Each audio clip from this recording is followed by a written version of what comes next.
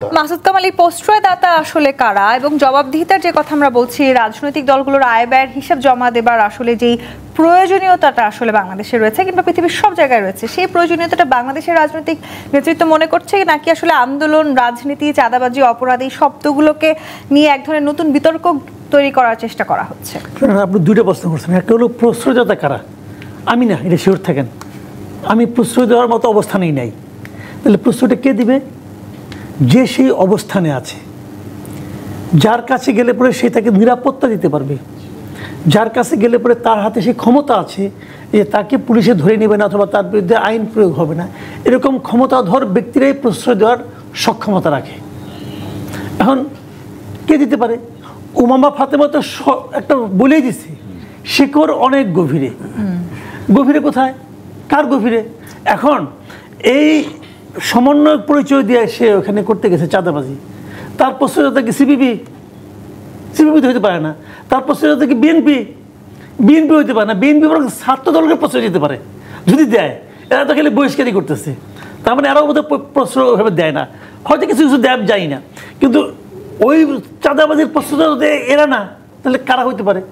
ওনারা যে দলের সঙ্গে সম্পৃক্ত সেই দলের নেতারা, কথা পাই পরিষ্কার। এখন ওই দলে যারা শীর্ষ নেতা তাদেরকে জিজ্ঞাসা করেন যে আপনারা তো প্রশ্রয় দিচ্ছেন, তা না হলে আপনার দলে কয়দিন আগে ছিল উমামা ফাতেমা, এটাকে রাগ করে চলে গেছে, সে তো বলতেছে শিকড় গভীরে। এটা ক্লিয়ার ভাই। আর আয়াকে যেটা বললেন যে ওই রাজনৈতিক দলগুলোর হিসাব, অর্থনৈতিক হিসাব, হিসাব মানে কি কত টাকা ব্যয় করছে এই হিসাব না, কিন্তু ওইটাও হিসাব, প্লাস ব্যয়টা কমায় দেখা যায়, আবার ইনকামটা কোথেকে করছেন এই হিসাব, এটা দেওয়াটা দরকার। ট্রান্সপারেন্সি খুব ইম্পর্টেন্ট ব্যাপার, খুবই ইম্পর্টেন্ট। যিনি ট্রান্সপারেন্ট নয় তাকে আমি সন্দেহ করি। কিন্তু সেই জবাবদিহিতার আওতায় আজ পর্যন্ত আমরা আমাদের রাজনৈতিক দলগুলোকে আনতে পেরেছি? আজকে পর্যন্ত কেউ আসে নাই। আসবে কি হবে? কে আনবে? যে আনবে সেই তো মানে আপনার কোনো জবাবদিহিতার মধ্যে নাই, তাহলে কেমনে আনবে? যদি ওনাকে জবাবদিহিতার মধ্যে আনতে, যেমন ইলেকশন কমিশন, ইলেকশন কমিশন কার কাছে জবাবদিহি করে?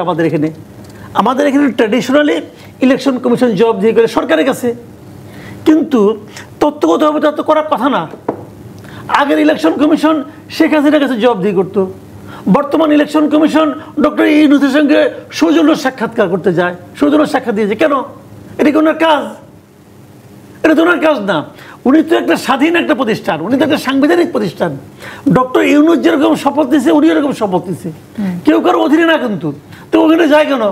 বাইরে এসে কয়েক না খালি সৌজন্য সাক্ষাৎ করতে গেছিলাম। কেন রে ভাই? আপনি ইলেকশন কমিশনার, আপনাকে বেতন দেওয়া হয় ইলেকশন কমিশন, আপনার এই খুচরা আলাপ করা তো আপনার দরকার নাই। তো ওনারা তাই করে কেন? যে জিজ্ঞাসা করে আমি কি ঠিকঠাক মতো পারতেছি, আপনি যেভাবে চান সেটা কি হচ্ছে, এইগুলি আলাপ করতে যান। ওই লোকটা যদি মেরুদণ্ড থাকতো উনি সবাইকে বলতেন আপনার হিসাব ঠিক হয় নাই। হিসাব ঠিক হয়েছে কি হয় নাই এটা বোঝার জন্য কিন্তু ওই সিএ ফার্ম কিলেফ্রেট ইম্পর্টেন্ট না। বাংলাদেশে বহুত অডিট হয়, এই সমস্ত অডিটের কয়টা সত্য কয়টা মিথ্যা বোঝার জন্য সামনের দিকে তাকাইলে হয়। তো এটা তো হচ্ছে না। ওখানে ওই যে একটা শক্ত লোক বসতো, একদিন সবাই টাইট হয়ে গেছে। কারণ শক্ত লোক আপনি পাবেন কই? বাটি চালান দেন, খুঁজে পাবেন না বাংলাদেশে কোনো শক্ত লোক নেই। কারণ ওই মেরুদণ্ড ভাঙতে ভাঙতে গত 15 বছরে এমন একটা অবস্থানে নিয়ে গেছে যে বাংলাদেশের সবচেয়ে মেরুদণ্ডহীন প্রজাতি হলো আপনার আমলারা। আর ইলেকশন কমিশন বানাবেন আপনি আমলাদের কাছ থেকে, তাহলে কেমন হবো? ইলেকশন কমিশন ওই ধরনের লোককে বসান, আপনি বসাবে না, কেউ বসাবে না। যার বসানোর দায়িত্ব সে তো বসাবেই না, কারণ সে ভয় পাবে এরা যদি বসায় বলে যদি আমার প্রশ্ন করে। যাদের আসলে জবাবদিহিতাটা তৈরি করবার কথা ছিল তাদের নিজেদেরই সঠিকভাবে জবাবদিহিতার জায়গাটা আসলে আমাদের দেশে নেই, সেটি একটি বড় কারণ বলেও কি আপনি মনে করছেন? হ্যাঁ, এটাও একটা আর কারণ। যদি কেউ নিজের থেকে ভাবে আমি আমার হিসাবটা দেবো, তাহলে তো কেউ তারা মানা করবে না। জি, সেই রকম একটি কাজ না। এটা রাজনৈতিক দলগুলোর যারা সদস্য আছেন তারা আসলে বিভিন্ন সময় রাজনৈতিক দলগুলোকে যে চাঁদা দিয়ে থাকেন, সেই চাঁদার পাশে একটা বাজি শব্দ যুক্ত করলে যে চাঁদাবাজি শব্দটা হয় সেটি অনেকটা ভয়ঙ্কর এক ধরনের রূপ নিয়েছে এবং বিএনপি থেকে শুরু করে প্রায় সব রাজনৈতিক দলের নেতাকর্মীদের বিরুদ্ধে এখন চাঁদাবাজি সেই অভিযোগ আছে। অনেকে আবার এটিও বলার চেষ্টা করছেন চাঁদাবাজি আসলে বা ডোনেশন যে শব্দটি ইতিমধ্যে রশিদুজ্জামান মিলাদ বলেছেন, সেটি চাঁদাবাজি বা প্রতারণার এক ধরনের নতুন সংস্করণ। সেই ডোনেশন নিচ্ছি বলে আসলে সাধারণ জনগণ কিংবা তৃণমূল পর্যায়ে দেখা গেছে রাজনৈতিক দলীয় নেতারা নানানভাবে চাঁদাবাজি করছেন। যদিও বিএনপিকে আমরা দেখেছি ব্যবস্থা নিয়েছে, এবং ব্যবস্থাটা যদি উল্লেখ করি 11 মাসে 3223 নেতাকর্মীর বিরুদ্ধে তারা ব্যবস্থা নিয়েছে। এবং আজকে তো আপনি দেখেছেন যে সব কমিটি স্থগিত ঘোষণা করেছে বৈষম্য বিরোধী ছাত্র আন্দোলন। তার মানে কি বৈষম্য বিরোধী ছাত্র আন্দোলন দেখিয়ে দিয়েছে যে তারা সব কমিটি স্থগিতের মধ্যে দিয়ে সবচাইতে কঠিন পদক্ষেপটা নিতে পারলো। সেই চাঁদা দিয়ে আসলে রাজনৈতিক দলগুলো চলবার কথা, সেই চাঁদার সাথে চাঁদাবাজি যুক্ত হয়ে যাচ্ছে, এবং চাঁদাবাজিকে অনেকে প্রতারণার এক ধরনের নতুন সংস্করণ বলার চেষ্টা করছেন, যেটিকে রাজনৈতিক দল বা রাজনৈতিক নেতারা ডোনেশন বলেন। না, দেখেন ডোনেশনটা কিন্তু ঠিক আছে। আমি আপনাকে একটা কথা বলি, আপনি দেখবেন যে যুক্তরাষ্ট্রে যখন নির্বাচন হয় তখন কিন্তু এই ফান্ড কালেকশন কিন্তু শুরু করে, তারা ফান্ড রেজ করে, কিন্তু এটা ওপেন, কিন্তু ফান্ড রেজ করে। ইংল্যান্ডে যান আপনি, ওখানেও ফান্ড রেজ করে। এবং সেই ফান্ড রেজের সঙ্গে আমাদের ফান্ড রেজের পার্থক্যটা কোথায়? পার্থক্যটা হলো ওখানে কে টাকাটা দিচ্ছে। যেমন আপনি দেখেন ইলন মাস্ক কিন্তু ট্রাম্পের ফান্ডে বিরাট অঙ্গের টাকা দিয়েছিলেন, এবং উনি কিন্তু এখন বলেন এটা যে আমি টাকা না দিলেও ফেল করতো। এটা কিন্তু ঝগড়াঝাটি যখন শুরু হয়েছে, ঝগড়া হওয়ার পরে বলতেছে। তো তার মানে ফান্ড দেওয়াটা কোনো অন্যায় কিছু না। সমস্যাটা কোথায়? যখন কেউ এই ফান্ডের কথাটা কোত্থেকে আসছে সোর্সটাকে ডিসক্লোজ না করে, প্রবলেমটা হয় তখন। কারণ যখন আমি বললাম না, যেমন বসুন্ধরের কাছ থেকে আমি টাকা নিয়েছি, কত টাকা নিয়েছি আমি এটা বলবো না, না বলার অর্থটা কি? না বলার অর্থ হলো আমি কিছু অফিসকে দিব, বাকিটা পকেটে ঢুকাবো, একটা। 2 নম্বর হলো বসুন্ধরা কেন বলবে না? তারা বলবে না এই কারণে, তারা যদি বলে দেয় জিনিসটা কত, তাহলে তখন তারা মনে করে যে আমাকে তো অন্য পার্টিকেও দিতে হবে। আমি যখন ব্যবসা করি আমি সব পার্টিকে টুকটাক দেবো, কিন্তু ওখানে কিন্তু তা না। ইলন মাস্ক যখন আপনি দিয়েছে রিপাবলিকানদের, ইলন মাস্কের কাছে কিন্তু ডেমোক্রেটরা যাবে না, কারণ ওরা ধরেই নিয়েছে এই লোক রিপাবলিকানদের পক্ষে আছে। আমাদের এখানে কিন্তু তা হয় না। আমাদের এখানে আজকে বিএনপিকে দিবে, কালকে জামাত যেয়ে বলবে বিএনপিকে এত কোটি টাকা দিয়েছেন তো আমাদেরকেও দেন। কারণ এই বেচারা পড়ে দেবো বিপদে, সে কয়জনকে দিবে? তখন সে করবে কি, একজনকে দিবে, সবাইকে দিবে আসলে সে, কিন্তু এটা প্রকাশ করবে না। কিন্তু তৃণমূল পর্যায়ে যে নেতা কর্মীরা চাঁদাবাজি করছেন সেটি তো নানানভাবে প্রকাশিত হচ্ছে। আমি এখান থেকে আসি, পরে ওটা আসি। তো এখানে যেটা হচ্ছে সবাইকে দিচ্ছে। এখন এরা কেন দিচ্ছে? এরা দিচ্ছে ওই শর্তে যে আপনি দেখছেন মিলাদ ভাই একটা সম্ভাবনা আমার ব্যক্তি, উনি হয়তো কোনো মন্ত্রী হবেন, বসুন্ধরা ওনার কিছু টাকা দিবে, দিয়ে বলবে এই যে আপনাকে আমি 20 কোটি টাকা দিলাম, আপনি 2 কোটি টাকা ফান্ডে দেন, আর 18 কোটি টাকা আপনার কাছে থাক, আপনি যখন আমাকে কিন্তু মনে রেখেন। সবাই নিজের স্বার্থ হাসিলের জন্য চাঁদাবাজি মনে রাখবেন, এই আশাটা সে করবে। যদি মিলাদ ভাই দায়িত্ব পাওয়ার পরে ওটা আর মনে না রাখেন, আগামীতে ওনাকে আর দিবে না। এইটা হলো প্র্যাকটিসটা, আমি কথাটা যেটা বলতেছি আর কি। তো এইটা হয় কি, এই লোকগুলো আনডিউ সুবিধা চায়, এবং আনডিউ সুবিধা পেতে পেতে তারা মনে করে আগামীতেও পাবে। যেই মাত্র একবার না পাবে তখন কিন্তু তারা একটা ফর্মে চলে আসবে যে ভাই এটা পাওয়া যায় না। এখন রাষ্ট্র যখন নিজেই দুর্বৃত্ত হয়ে যায়, সরকার যখন নিজেই দুর্বৃত্ত হয়ে যায়, পুলিশ যখন নিজেই ডাকাত হয়ে যায়, তখন আপনি কিন্তু বিচারে আশা কোথাও করতে পারেন না। কিন্তু আসলে রাজনৈতিক দলগুলোর দিকেই তো আমাদেরকে তাকিয়ে থাকতে হয়, যেহেতু তারাই আসলে রাষ্ট্রের সরকার ঠিক হবে। যখন জনগণ ঠিক হয়ে যাবে না, যখন জনগণ প্রশ্ন করা শুরু করবে, সেই প্রত্যাশা তো আসলে 5ই আগস্টের পরবর্তী সময় থেকেই ছিল। রহিন হাসান প্রিন্স, রাজনৈতিক দলগুলোর আয় ব্যয়ের হিসাব কিংবা চাঁদাবাজি সবকিছু আসলে এক ধরনের একসাথে পরপর ঘটছে, সেটি আমরা দেখতে পাচ্ছি। আয় ব্যয়ের হিসাবের জায়গাটিতে রাজনৈতিক নেতাদের বা রাজনৈতিক দলগুলোকে প্রায়শই নানানভাবে প্রশ্নের সম্মুখীন হতে হয় যে তারা আসলে তাদের পার্টির জন্য যেই টাকা সেটি কোথায় পাচ্ছেন। এমনকি বিএনপি এই মুহূর্তে যদি আমরা সবচেয়ে বড় রাজনৈতিক দল যাদেরকে বলছি তাদের কথাও বলি, এই অভিযোগও আছে যে তাদের নেতারা আসলে দীর্ঘদিন পরে চাঁদাবাজির এক ধরনের সুযোগ পেয়েছেন, এবং সেই সুযোগে তারা দলীয় যে ফান্ড সেটি আরও বাড়িয়েছেন। সেই অভিযোগ একেবারে পুরনো রাজনৈতিক দল বিএনপি থেকে শুরু করে একদম নতুন যে রাজনৈতিক দল এনসিপি তাদের পর্যন্ত আছে, অর্থাৎ তারাও আসলে চাঁদাবাজি করেই তাদের রাজনৈতিক দল চালাচ্ছেন, সেই অভিযোগ আছে। এই অভিযোগ থেকে প্রথমত আমরা বের হতে পারছি না, এবং রাজনৈতিক দলগুলোর আসলে আয় ব্যয়ের হিসেব জমা দেবার যে কথা ছিল সেটি কয়েকটি রাজনৈতিক দল করতে পেরেছে সেটি নিয়েও তো প্রশ্ন আছে, যদিও আমরা দেখেছি সম্প্রতি বিএনপি কিন্তু তাদের আয় ব্যয়ের হিসাব জমা দিয়েছে। না, ধন্যবাদ আপনাকে। আমি সম্মানিত আলোচকদেরকে ধন্যবাদ জানাই। আপনি আলোচনায় যে প্রশ্নগুলো করেছেন তার কয়েকটা দিক আছে, আমি ছোট দিকটা আগে বলি। রাজনৈতিক দলের মানে আমি বলবো যে আর্থিক উৎস এবং তার হিসাব নিকাশ দেওয়ার যে কথাটা তুললেন, সে বিষয়টা একটু আপনি সহ দেশবাসীকে জানার জন্য আমরা যতটুকু জানি সেটা বলতে পারি। সেটা হচ্ছে যে আমাদের দেশের নিয়ম অনুযায়ী যারা এই কি বলে যে রেজিস্ট্রেশনভুক্ত রাজনৈতিক দল, তাদেরকে প্রতি বছর জানুয়ারি টু ডিসেম্বর এই হিসাবটা নির্বাচন কমিশনে দাখিল করতে হয়। আমরাও করি, এই মাসের 31 তারিখ পর্যন্ত সময় আছে এটা করে, আমাদের দলও করব আর কি, সব দলের করতে হয়। এবং এইটা যদি না করা হয়, এবং এটা কিন্তু অডিটর দিয়ে অডিট করেই এটা করতে হয়, এটা না করলে নির্বাচন কমিশন যে কোনো ব্যবস্থা নিতে পারে। সুতরাং এগুলো বাধ্যতামূলক করা হয়েছে শুধু নির্বাচিত রেজিস্ট্রেশনভুক্ত রাজনৈতিক দলগুলোর জন্য, সেটাই। তো এক্ষেত্রে যদি আমাকে বলেন এক এক দল, আমি জানি না যে সব দলের কোন দলের কি অবস্থা আছে, কিন্তু সাধারণভাবে যে কথাটা আর পিওতেও বলা আছে, যেগুলো সবই থ্রু ব্যাংক, সেই ব্যাংকের মাধ্যমে পরিচালিত হওয়ার কথা, এবং এটা কিন্তু চার্টার্ড অ্যাকাউন্টেন্ট কোনো ফার্ম দিয়ে অডিট করে জমা দিতে হয়। আমরা প্রতিবার তাই দিই, দীর্ঘদিন ধরে এইটা আমরা আমাদের পার্টির পক্ষকে দিয়ে আসছি, এবং দেওয়ার পরে যদি তারা কখনো মনে করে যে কোনো বিষয়ে ইনকোয়ারি করবেন তাহলে ফেরত পাঠায়। আমি যেমন বোঝার জন্য বলি, গতবার আমরা দেওয়ার পরে এটা ফেরত পাঠালাম, একটু খুব ঘাবড়ায় গেলাম যে কী এমন ভুলটা হলো যে চার্টার্ড অ্যাকাউন্টেন্ট করার পরে ফেললো। পরে দেখলাম যে প্রত্যেকটা পৃষ্ঠায় জেনারেল সেক্রেটারি যে সই করা ওইটা দেয়নি বলে ফেরত পাঠিয়েছে। তা যাই হোক, আমরা তো সাথে সাথে, কারণ ওটা তো খুবই অন্য ভুল, সেটা অন্য জিনিস, কিন্তু আমি বলছি যে ওইটা দেওয়া যায়। এখন আপনি ওইটা কতটুকু পারফেক্ট কি পারফেক্ট না, এইটা তো দেখার দায়িত্ব নির্বাচন কমিশনের আছে। তা যতটুকু তারা পারবেন করবেন। আর একটা হয় যে আলোচনাটা তুললেন যে সাধারণভাবে একটা রাজনৈতিক দল তার নীতিটা কী, লক্ষ্যটা কী, সেই লক্ষ্যে সে কর্মীকে কিভাবে তৈরি করে, এবং চাঁদার ব্যাপারটা সে সর্বত্র 100% স্বচ্ছতার সাথে করে কিনা, তার উপরই এটা নির্ভর করে। হ্যাঁ, হয়তো কম বেশি সেটা হতে পারে, সেটা একটা হয়। তা সেটা আমি যার যার দল এই যে নির্বাচন কমিশনে জমা দেয়, আমি সেই দলগুলো নিয়ে কথা বলতে চাই না। অভিযোগ, দখলদারিত্ব, অমুক অনেক কিছু থাকে, সেইটা হয় ব্যক্তি বা গোষ্ঠীর জন্য, কিন্তু দলীয় ফান্ডে জমা হলে সেটাইভাবে দেওয়ার কথা। এইটা হচ্ছে আমি রেজিস্ট্রেশনভুক্ত দলগুলোর কথা বললাম। কিন্তু এই জায়গায় এইখানে অনেক দলের কথা, অনেক ব্যক্তিবর্গের কথা এখানে উঠেছে।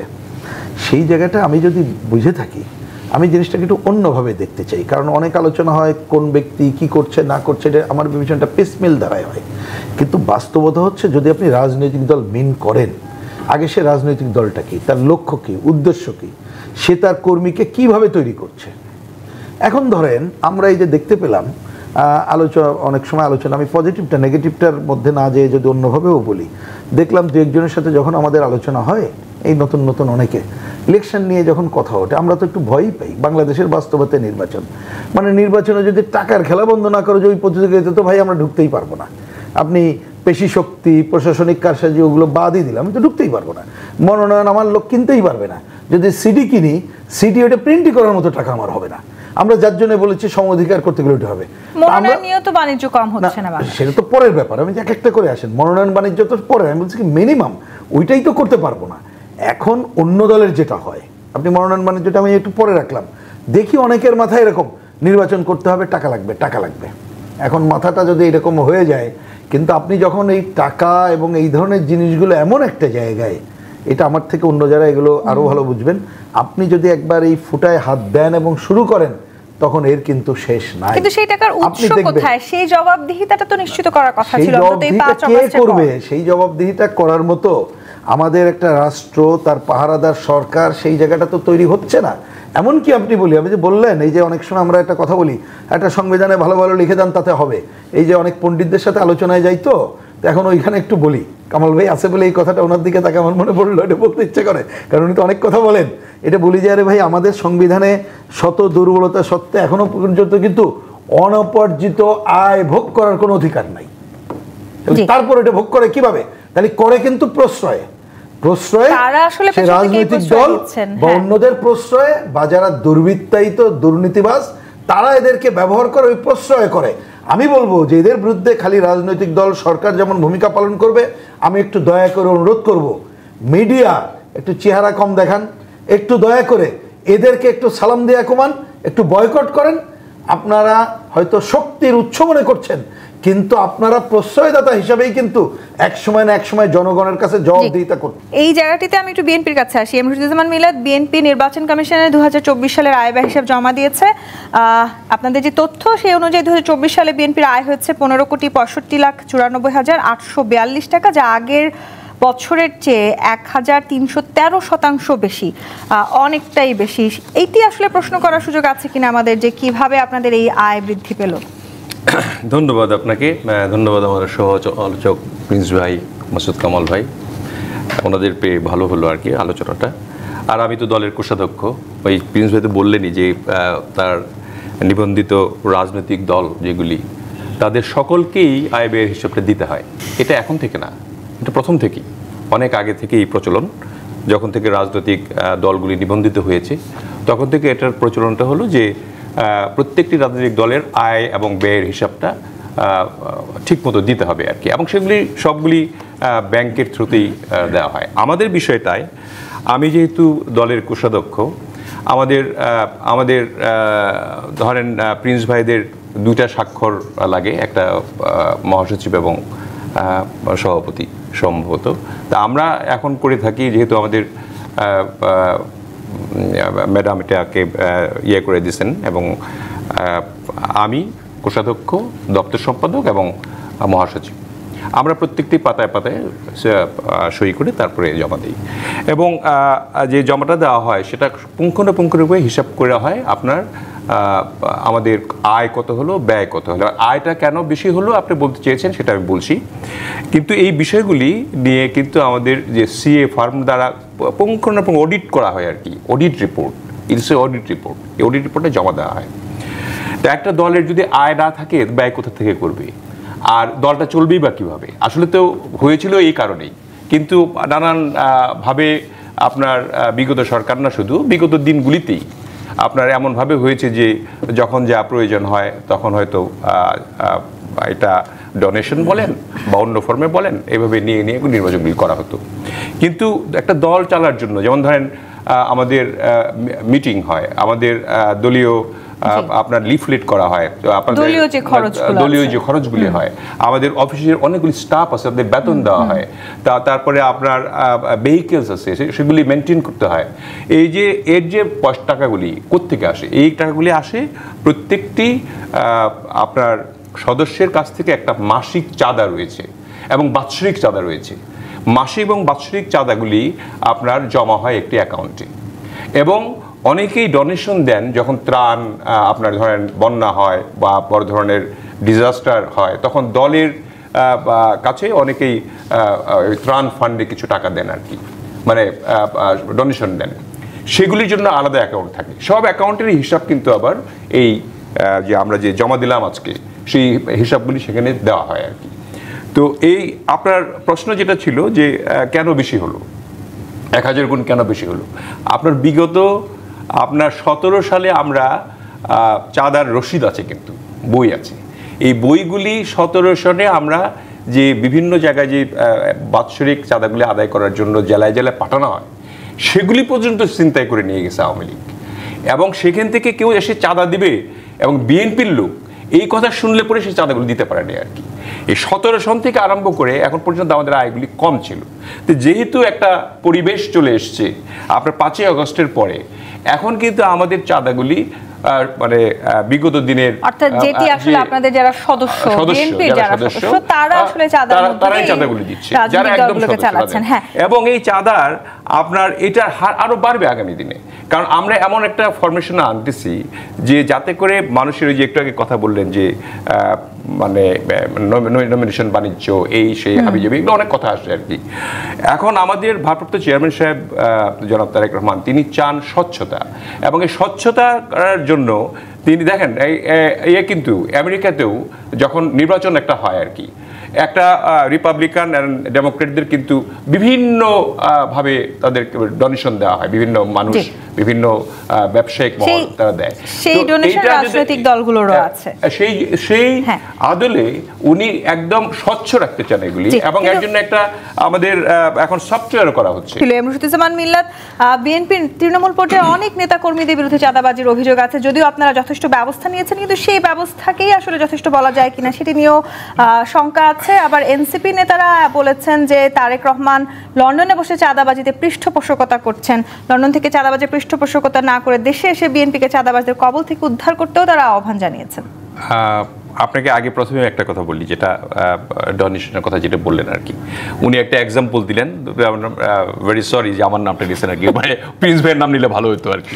তো এখন আপনার জিনিসটা হলো আমাদের ডোনেশনগুলি, যেগুলি ডোনেশনের নামে বিগত বছরগুলিতে যারা হাজার হাজার কোটি টাকা এরকম পাচারও করেছে, আবার শেখ হাসিনাকে দেওয়ার নামক নিয়েছে এবং ভালো ভালো কাজ এগুলি অন্যায়ভাবে করেছে, সেই ধরনের জিনিসগুলো যাতে না হয় সেটার স্বচ্ছতা আনয়নের ক্ষেত্রে কিন্তু ডোনেশনগুলি আমি কোষাধ্যক্ষ হিসাবে আমাদের ভারপ্রাপ্ত চেয়ারম্যানের নির্দেশক্রমে আমরা সিস্টেম করেছি যে আমরা কোনো ডোনেশন নট বাই ক্যাশ, কোনো ক্যাশে কোনো ডোনেশন কেউ দিতে পারবে না। যদি পার্টিতে কেউ ডোনেশন দিতে চায়, এবং ডোনেশনেরও মাত্রা আছে, মাত্রাও নির্ধারণ করে দেওয়া আছে, এই ডোনেশনগুলি দিতে পারবে বাই চেক, যেটা সরাসরি আমাদের ফান্ডে জমা হবে। এখানে কোনো রকমের ওইরকম চাঁদাবাজি করার মানে বাজি শব্দটা আপনি যেটা লাগিয়েছিলেন আর কি, সেটা করার সম্ভাবনা আমাদের অন্তপক্ষে দলীয় ক্ষেত্রে নাই আর কি। 100% গ্যারেন্টি দিয়ে এই কথাটা বলতে পারি, আজকে দর্শকরাও শুনুক, আপনিও শুনলেন যারা আছেন। আমাদের বিএনপিতে এখন আমাদের যে মাসিক চাঁদা এবং ডোনেশন সেগুলি সবগুলি আপনার খুব স্বচ্ছতার মাধ্যমে করা হচ্ছে। এবং তৃণমূল পর্যায়ে যেগুলি সেটা তো আপনার দলীয়ভাবে কোনো কিছু হচ্ছে না। যারা দলের নাম করে যারা যেগুলি করেছে, আপনি একটু আগে বললেন যে 3200 লোককে আপনার ইয়া করা হয়েছে, আপনার বহিষ্কার করা হয়েছে, এবং এখানে এই ব্যবস্থা এখন 3200 সারা এই যে একটা বৃহৎ দল, আপনার ধরেন 3200 ছেলে নামে কমপ্লিট এসছে, তাদের বহিষ্কার করা হয়েছে। কিন্তু আপনি যদি একটা এনসিপির মধ্যে একটা দল বা বৈষম্য বিরোধী ছাত্রের নামে যে সমন্বয়ক রাজ্জাক সহ যে 4 নেতা আজকে ধরা পড়লো যে চাঁদার অভিযোগে, যাদের রিমান্ডে নেওয়া হয়েছে, এরা ধরেন 1000 ভাগের 1 ভাগ লোক হবে কিনা সন্দেহ, বা 1 লাখ ধরেন ওদের টোটাল মিলে 1 লাখ লোক হবে কিনা এটা সন্দেহ আছে। আর বিএনপির প্রায় সমর্থক সহ 3 থেকে 4 কোটি 5 কোটি লোক আছে। বড়দল বলে কি আসলে সংখ্যাটা কম মনে হয়? হ্যাঁ, না বড়দলে যদি আপনি পার্সেন্টেজ হিসেবে ধরেন আর কি, এরকম থাকে না, মানুষ তো গ্রামে গঞ্জে কয়টা ঠেকাবেন আপনি, সবাই তো ধরেন যে কথাটা আমি এর আগেও বলে আসছিলাম যে যেমন ধরেন যে হাট বাজার ঘাট এগুলি সবগুলি আপনি জানি না আপনার গ্রাম সম্বন্ধে আইডিয়া আছে কিনা, যদি থেকে থাকে জানবেন।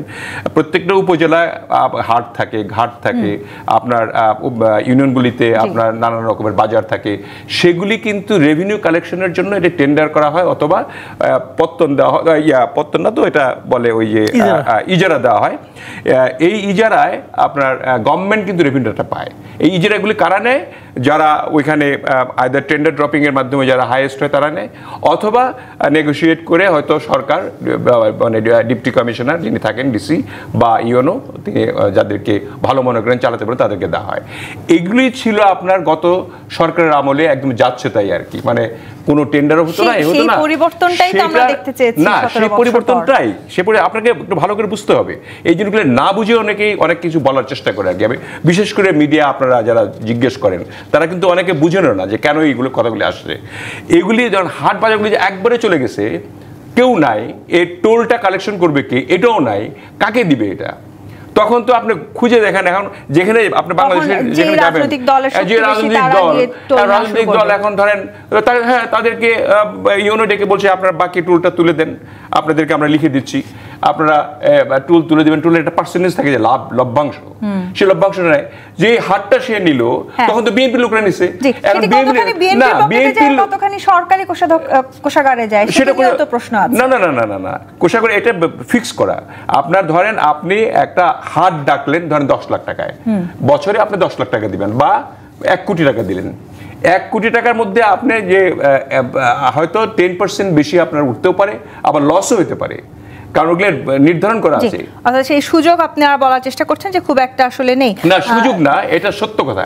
আপনারা এই সুযোগগুলি নিয়ে বিএনপিকে কালার করার চেষ্টা করতেছেন, যেটা আস্তে আস্তে প্রমাণিত হচ্ছে যে বিএনপি আসলে এই চাঁদাবাজির সঙ্গে জড়িত নানা রকম ব্যবস্থাও নিচ্ছে নিশ্চয়ই, সেটিও আমি শুরুতে বলেছি। রহিন হোসেন প্রিন্স, স্বৈরাচার বিরোধী সাহসী পরিচিতির জন্য আসলে যে বৈষম্য বিরোধী ছাত্র আন্দোলনের আমরা দেখেছি দীর্ঘদিন ধরে, তাদের আসলে এক ধরনের, তারা নিজেরা যখন বলেছিল যে যারাই দুর্নীতি করবে সেটা যদি তাদের নিজেদের বাবাও হয় তাকেও ছাড় দেওয়া হবে না, সেই বৈষম্য বিরোধী ছাত্র আন্দোলনে আজকে চাঁদাবাজির একটি বিরাট ঘটনার পরে আমরা দেখলাম তাদের কেন্দ্রীয় কমিটি বাদে বাংলাদেশের সব কমিটি স্থগিত তাদের ঘোষণা করা হয়েছে। এটিকে কি আপনি একটি বড় উদাহরণ হিসেবে দেখছেন? তার মানে তারা কি আসলে বিএনপি চাইতেও বড় একটি পদক্ষেপ নিয়ে নিল চাঁদাবাজির? আমি এটাকে কোনো পদক্ষেপ হিসেবে দেখতে চাই না। কেন? আমি খুব ছোট করে আপনাকেই যদি জিজ্ঞেস করি, উত্তর দেওয়ার দরকার নেই, খালি বোঝার জন্যে। আপনি যে টিমটির নাম বললেন, এখনো এটা এক্সিস্টেন্স আছে এটাই তো আমরা জানি কিনা আমার জানা নেই। 2 নম্বর, এটা কি কোনো দল না সংগঠন বা কি? তার আদর্শটা কি, লক্ষ্য কি, করবেটা কি আপনি জানতে পারেন, আমারও তো জানা নেই। কিন্তু আরেকটা ভুল বিবেচনা হচ্ছে, ছাত্র আন্দোলনের এইবারে যে ঘটনা ঘটলো, প্রথমে বৈষম্য বিরোধী যারা ছিল তাতে তো বিভিন্ন ছাত্র সংগঠনের নেতারা ছিল। আমাদের যে ছাত্র সংগঠন, এক সময় যে ছাত্র সংগঠন তারাও তো ছিল।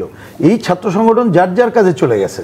এখন যদি কিছু ছেলেরা থেকে করে থাকে, তাদের কি কোনো নির্দিষ্ট সুনির্দিষ্ট লক্ষ্য উদ্দেশ্য এরকম কিছু কি আমরা জানি? তাদের আর্থিক ম্যানেজমেন্ট কিভাবে হবে এটা কি জানি? তাহলে প্রথমে এটাকে আপনাকে জানতে হবে। কিন্তু এইটা কিন্তু আমরা বুঝতে পারছি যে বাংলাদেশে এখন মব সহ আরও অনেক যে ঘটনাগুলো ঘটছে, তার আশ্রয় প্রশ্রয়দাতা এবং ঘটানোর কাজটা তারা করতেছে অনেক সময়, যে সবাই না, অনেকে ওমামত বলে দিয়েছে, এবং সে করছে কি, পেছনের শেকড় আছে, তাই ছাড়া তো হতে পারে না। কি মনে হয় আসলে এই শেকড়টা কারা? ওই যে পুলিশই বলে দিক কারা শেকড়, কারণ যাদেরকে ধরছে বললেই হয়। আমি আপনাকে জিজ্ঞেস করি, এখানে নিশ্চয়ই অনেক আলোচনা করেছেন, আমরাও করেছি, বিভিন্ন সচিবালয়, DC office, SP office, UNO office, কারা যে রাজত্ব করছে, করে কিভাবে, এটা কি আপনি কি কল্পনা করতে পারেন? কারণ 80-র দশক থেকে শুরু করে 90-এর গণঅভ্যুত্থানে তো আমরাও ছিলাম রে ভাই, কর্মী ছিলাম, একেবারে দুর্নাম ছিল না তাও না কারোর। কিন্তু এ ধরনের ঘটনা অতীতে কখনো শুনেছেন? 69-এর গণঅভ্যুত্থান থেকে শুরু করে আপনি 90-এর গণঅভ্যুত্থান এরকমের জায়গায়, তো এই প্রশ্রয়দাতা কারা?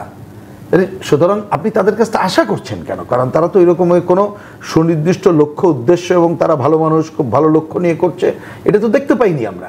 সুতরাং এই ধরনের ঘটনা একটা অনিবার্যই দেখতে পাচ্ছি। তার অন্যতম কারণ এই যে সরকার এখন আছে, বরঞ্চ সরকার যদি কঠোর পদক্ষেপ প্রথম দিকে নিত, তাহলে আজকে এই দুরবস্থা ঘটতো না। এই দায় পুরোপুরি সরকারকেই নিতে হবে। বরঞ্চ অনেকে মনে করে কি জানেন, আমি জানি না বৈষম্য বিরোধী ওদের কতটুকু কি পজিশন, কিন্তু নতুন যে দল যাদের কথা বলছেন, যারা বলেছে, এটা কে না জানে। আমরা এটা আপনাকে এখানে বলতে কেন, আমরা কয়দিন আগে এই যে প্রধান উপদেষ্টার সাথে যখন কথা বললাম, আমি শুধু নিজে না, আরও অনেকে যারা আমরা ছিলাম, কারণ আমি নিজে বললে আমার কথাটা একটা ভুল বলবো, আমি যেমন বলেছি, অনেক দলের পক্ষ থেকে বলা হয়েছে এই নতুন দলটি সম্পর্কে মানুষের পারসেপশন হচ্ছে এটা আপনার প্রশ্রয়ে লালিত হচ্ছে। এই যে আসলে সরকারি দলের এক ধরনের পৃষ্ঠপোষকতা এই নতুন রাজনৈতিক দল কিংবা বৈষম্য বিরোধী ছাত্র আন্দোলনের সাথে যে নেতারা যুক্ত ছিলেন তারা পাচ্ছেন, সেটি নিয়ে একটি বড় প্রশ্ন আছে। যেই তরুণরা আসলে একসময় জনগণের মাথার মুকুটে পরিণত হয়েছিল, তাদের আসলে এই চাঁদাবাজি কিংবা এই ধরনের পথভ্রষ্ট হবার কারণ কি? অপরিসীম এই ক্ষমতা আসলে তাদেরকে যেটি দেওয়া হচ্ছে, সেটাই কি মূল কারণ কিনা? রহিন হোসেন প্রিন্স, যে জায়গাটিতে আমরা ছিলাম, একটা সময় আসলে জনগণের মাথার মুকুট হয়েছিল যারা বৈষম্য বিরোধী ছাত্র আন্দোলনের নেতৃত্ব দিয়েছেন, এখন সেই নেতাদেরকে কিংবা এই বৈষম্য বিরোধী ছাত্র আন্দোলনের ব্যানারে যারা সমন্বয়ক হয়ে কাজ করেছেন, তাদেরকে আমরা দেখেছি দীর্ঘদিন ধরে তারা চাঁদাবাজি করছেন এবং গ্রুপ আকারে চাঁদাবাজি করছেন। বিশেষ করে পতিত সরকারের আমলে যারা নেতাকর্মী ছিলেন, তাদের সাথে তাদের যেই ধরনের বিরাট অঙ্কে চাঁদাবাজি হচ্ছে, সেখান থেকে শুরু করে একেবারে সাধারণ মানুষ পর্যায় পর্যন্ত, এই জায়গাগুলোতে এই মুকুট আসলে কেন এখন হঠাৎ করে এই ধরনের অভিযোগের জায়গায় চলে আসলো? তাদের এই পথভ্রষ্ট হওয়ার কারণ কি শুধুমাত্রই তারা সরকারি পৃষ্ঠপোষকতা কিংবা প্রশ্রয় পাচ্ছে? আমি একটু ছোট্ট উদাহরণ দিই আমার ছোট বুঝ থেকে। এই যে সরকার, হ্যাঁ, তারা তো আন্দোলনের শেষে একটা ভূমিকা পালন করেছে, তার জন্যে সাধারণ মানুষ অন্যদের কাছে তারা একটা কি বলবো যে স্নেহ ভালোবাসা তার পাত্র হয়ে দাঁড়িয়েছে। এটা রেখে এবার দ্বিতীয় কথা বলি। 12ই আগস্ট যখন আমরা দেখা করতে গেলাম প্রধান উপদেষ্টা আমন্ত্রণে, আমাদের দিক থেকে উনি অবশ্য একটা ইস্যুতে ডেকেছিলেন, তার মধ্যে জোর করে অনেক কথার মধ্যে একটা কথা বলেছিলাম যে দেখেন এটা মনে রাখা দরকার, এইবার কোনো গোষ্ঠী বা কোনো দল বিজয়ী হয়নি। আপনাকে অনেক জায়গায় রিপ্লেসমেন্ট করতে হবে বাস্তব কারণে। তাহলে দ্রুততার সাথে আপনি একটা নীতিমালা করেন এবং দক্ষ যোগ্য যতটুকু পারেন দল নিরপেক্ষ ব্যক্তিকে নিয়োগের ব্যবস্থা করেন। ওনারা এই কাজ করে নাই। সুতরাং কী হয়েছে, এবার আপনি খুব চোখ বন্ধ করে কল্পনায় চলে যান যে আমার কথা ঠিক কিনা। একেবারে বিশ্ববিদ্যালয়ের ভিসি স্যার থেকে শুরু করে নিচের লেভেল পর্যন্ত কাদের হাতে আপনি ছেড়ে দিছেন? এই সমস্ত ছেলেদের হাতে।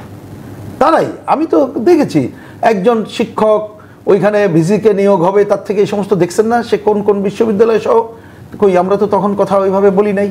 তা আপনি এই যে প্রশ্রয় দিছেন, সুতরাং এই প্রশ্রয় তারা পেয়ে গেছে। কিন্তু তাই আমি তো আগেই বলেছি, খালি আপনি ব্যক্তি হলো তো না, তার কোনো দলীয় আদর্শ ছিল। একটা ব্যক্তি তো খালি হলে হয় না, একটা দল বা গোষ্ঠী তার আদর্শ লাগে, ব্যক্তি তার গড়ে ওঠার অন্য জায়গায় লাগে। এই কাজগুলো পুরো প্রথম দিকে করা হয় নাই। যখন করা হয় নাই, এর আগে যে দীর্ঘ গণতান্ত্রিক শাসনে বেড়ে ওঠা যে মানুষের মধ্যে যে নেগেটিভ আসপেক্টগুলো ছিল, অনেকে ভর করে টিকে রাখা নানা ধরনের ঘটনাগুলো ঘটেছে। সুতরাং শুরু থেকে পুরো যদি এটাকে আমি রাজনৈতিক বলতে শুধু রাজনৈতিক দলের কথা বলছি না, এই চিন্তা চেতনার জায়গায় পজিটিভ থেকে আমরা একটু পজিটিভ আগাতে পারতাম এবং তাদের যতটুকু দায়িত্ব কর্তব্য সেইটুকু করেই যদি তাদের শিক্ষায়তনে ফিরে যাওয়া, এটাই তো দরকার ছিল। তা আমরা তো সেই কাজগুলো কোনোটাই করলাম না। সুতরাং না করে অনিবার্যভাবে তাদের অনেককে চাঁদাবাজের সুযোগ এবং তাদের অনেককে নিজের অর্থ বৈভব গড়ে তোলার যে সুযোগটা আমাদের এখনকার ব্যবস্থা দিয়েছে, সেই ব্যবস্থার অনিবার্য পরিণত হচ্ছে সেটা। এবং এখনো বলি সময় আছে, এইটা যদি এখন এটা টেনে না ধরতে পারি, যে কথাটা বারবার অন্ততপক্ষে আমাদের দিক থেকে বলি, তাহলে কি অন্যতম একটা ক্ষতির কথা বলি শোনেন। যারা এই যে শহীদের মৃত্যুবরণ করেছে, যারা আহত হয়েছে, সেটা একটা দিক, কিন্তু এই যে অজস্র মানুষের যে আকাঙ্ক্ষা, এই আন্দোলনে যারা ছিল, তারা এই ধরনের ছাত্রদের প্রতি যে বিতৃষ্ণা ভাব নিয়ে আসছে, আগামীতে যে কোনো আন্দোলন সংগ্রাম এবং দেশকে অগ্রসর করার ক্ষেত্রে একটা নতুন ধরনের সংকট তৈরি করবে। বৈষম্য বিরোধী ছাত্র আন্দোলন কিংবা আসলে নতুন রাজনৈতিক যে দলগুলো আসছে, তাদের হয়তো তেমন ভাবে কোনো দলীয় দৃষ্টিকোণ থেকে এখনো তারা সৃষ্টি করতে পারেনি, কিন্তু পুরনো যে রাজনৈতিক দলগুলো আছে তারা কেউই তো আসলে চাঁদাবাজি ঊর্ধ্বে উঠতে পারছে না। সেটি কেন? সেখানে দায়টা তাহলে কার? না, পুরনো দলগুলোর যে সমস্যা, সেটা হলো কি, তারা তো অভ্যস্ত হয়ে গেছে ওইভাবে চাঁদাবাজির যে ব্যাপারটা, এটা তারা তো ওইভাবেই অভ্যস্ত হয়ে গেছে। আগে রাজনৈতিক দলগুলো যেভাবে চলতো ওভাবেই চলতে চাইলে তারা থাকবে। কিন্তু এখন আবার একটা কথা মাথায় রাখেন, চাঁদাবাজিরও কিন্তু কতগুলি ক্যাটাগরি আছে। ক্যাটাগরি কেমন? যেমন ধরেন একজন যদি বিএনপির লিডার যদি বড় একটা ব্যবসায়ীর কাছে যায়, উনি যে পরিমাণ চাঁদা পাবেন ততটা কিন্তু সিপিবি লিডার গেলে হবে না, তাকে দিবে না। কেন দিবে না? দেখাই করতে পারবে। হ্যাঁ, কি কারণে? কারণ হলো কি, যারা দেয় তারাও ভাবে যে এই দলটার সম্ভাবনাময়, এই দলটা আগামীতে ক্ষমতায় গেলে আমার কিছু অনৈতিক সুযোগ সুবিধাদের কাছ থেকে আদায় করতে পারবো। তো সিপিবি তো ক্ষমতায় যাচ্ছে না, কিন্তু তাদের প্রতি তাদের সেই আস্থাটা নেয়, তাদেরকে যেটা যেটা দয়া দক্ষিণে অথবা চক্ষু লজ্জার খাতিরে দেয়। হিসাবটা কিন্তু এখানে এখন। আর এখন ইয়েকে দেয় কেন, মানে নতুন দলে এনসিপিকে দেয় কেন? এনসিপিকে দেয় ভয়ে। এটা কিন্তু ভালোবাসে দেয় না, কিন্তু ভয়টা কোথায়? ওই সামনে আপনাদের বাসায় যে কী বলছিল, গ্রেপ্তার করাবো, এবং ওনারাও জানে হিসাবটা যে এরা চাইলে গ্রেপ্তার করাতে পারবে, ভয় দিছে।